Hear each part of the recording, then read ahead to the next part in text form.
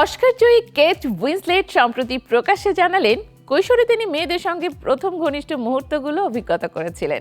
1994 সালের হেভেনলি ক্রিচার্সের চরিত্রের সঙ্গে এই বাস্তব জীবন মিল করেছিল। কেট অকপটে বলেন, আমি কয়েকজন মেয়েকে চুমু খেয়েছি, আবার কয়েকজন ছেলেকেও। সেই কৌতূহল তাকে অন্ধকার আবেগের গভীর জগতেই নিয়ে গিয়েছিল।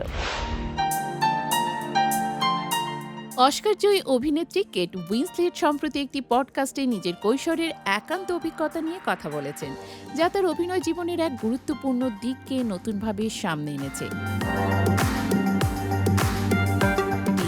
ডিকেন্স পডকাস্টে তিনি জানান, কিশোরী বয়সে তার জীবনের প্রথম ঘনিষ্ঠ মুহূর্তগুলো মেয়েদের সঙ্গেও ঘটেছিল।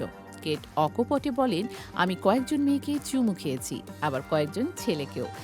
তখন আমি সম্পূর্ণভাবে পরিণত ছিলাম না, তবে কৌতূহলী ছিলাম। এই অভিজ্ঞতা তাকে 1994 সালের পিটার জ্যাকসনের ছবি হেভেনলি ক্রিচার্স এর চরিত্রের সঙ্গে গভীরভাবে সংযোগ করতে সাহায্য করেছে। ছবিতে দুই কিশোরীর বন্ধুত্ব ধীরে ধীরে ভয়ঙ্কর আবেশের রূপ নেয়। কেট জানালেন, ওই বয়সে মানুষ মানসিকভাবে সবচেয়ে সংবেদনশীল থাকে, তাই এমন গভীর সম্পর্ককে আমি খুব সহজে উপলব্ধি করতে পেরেছিলাম।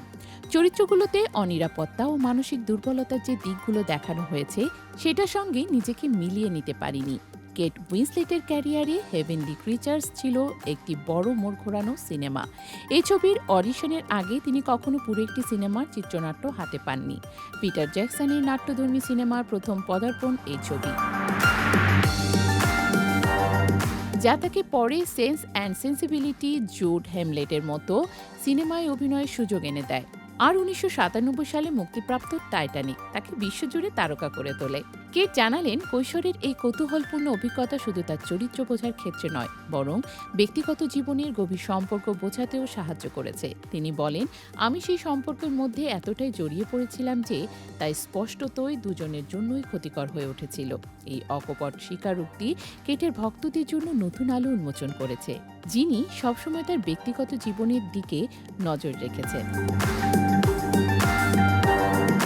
আরও চমকপ্রদ হল, সম্প্রতি এক সাক্ষাৎকারে কেট জানিয়েছিলেন যে জনপ্রিয় মার্কিন র্যাপার এমিনেম তাকে অস্বস্তিকর প্রস্তাব দিয়েছিলেন। কেট সরলভাবে জানালেন, তিনি বলেছিল, আমার নিতম্বের রোমটা কামিয়ে দেবে। আমি তা প্রত্যাখ্যান করেছি। এই ঘটনার কথা আমি আগে কাউকে বলিনি। 50 বছর বয়সে 3 সন্তানের জননী কেট উইন্সলেটের এই অকপট স্বীকারোক্তি তার ভক্তদের কাছে নতুন দিক উন্মোচন করেছে। কৈশোরের প্রথম কৌতূহল, অভিনয় জীবনের চ্যালেঞ্জ এবং ব্যক্তিগত জীবনের অজানা ঘটনা, সব মিলিয়ে অভিনেত্রী আমাদের সামনে দাঁড়াচ্ছেন এক নতুন, স্বচ্ছ ও সাহসী রূপে।